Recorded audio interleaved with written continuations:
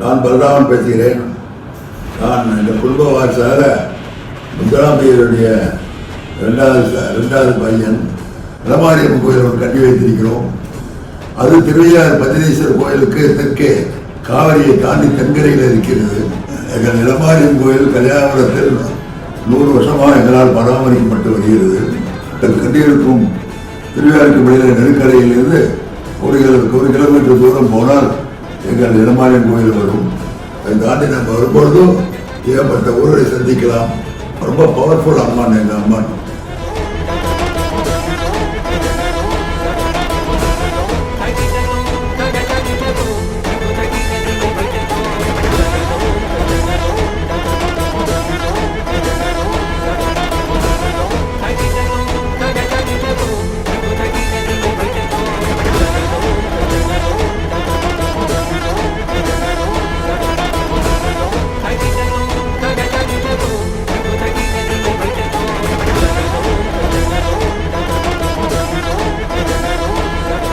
அதுக்கு ஒரு கும்பாபிஷேகம் பண்ணுவதாக ஒரு 12 வருஷம் கழித்து இப்போதான் தீர்மானம் பண்ணியிருக்கிறோம்.